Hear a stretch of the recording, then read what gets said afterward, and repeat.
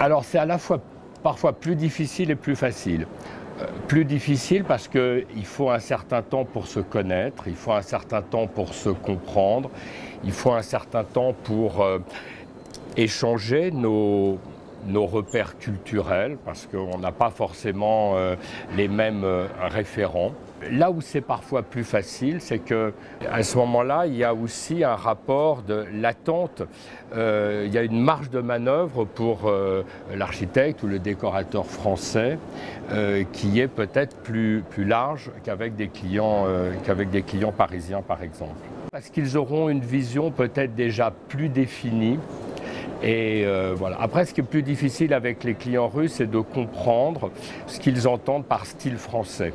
Parce que le style français, vous le savez comme moi, c'est quelque chose de très vaste, de très large.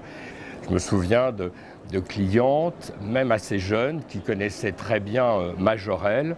Si vous demandez à des Français, et donc Majorelle, qui est donc un grand designer français, et si vous posez la question à des Français, très peu le savent. Donc effectivement, il y a cette différence.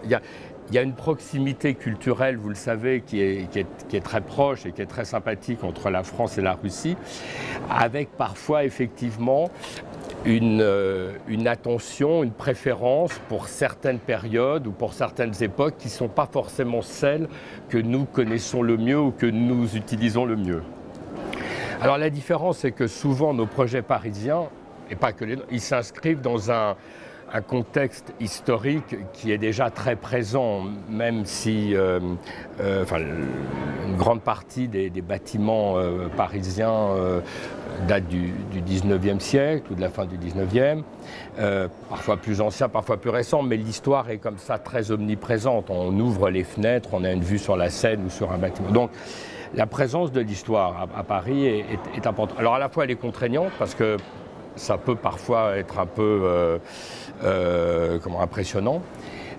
Donc les interventions contemporaines à Paris sont peut-être plus faciles justement parce qu'elles s'inscrivent dans ce cadre ancien.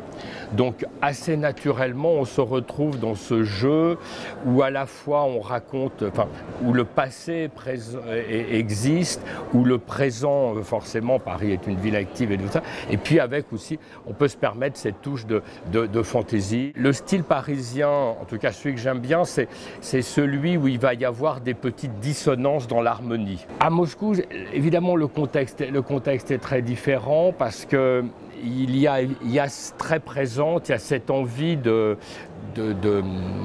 réécrire un peu une histoire qui a été extraordinairement riche et puis qui a été un petit peu ou détruite ou oubliée. Et donc effectivement, c'est toujours plus difficile d'imaginer des décors en staff avec des ornements 18e quand on est à Joukovka. Il faut retrouver, c'est plus difficile de jouer entre la modernité et l'histoire. À Moscou, on voit que, en tout cas, la modernité est très présente dans les lieux publics. On en parlait tout à l'heure, elle est très présente à Moscou. Je reviens de Saint-Pétersbourg. Saint-Pétersbourg qui est une ville plus classique, mais où les lieux publics, les restaurants, les cafés, les clubs sont d'une modernité absolument incroyable, bien plus moderne, bien plus créative qu'à Paris.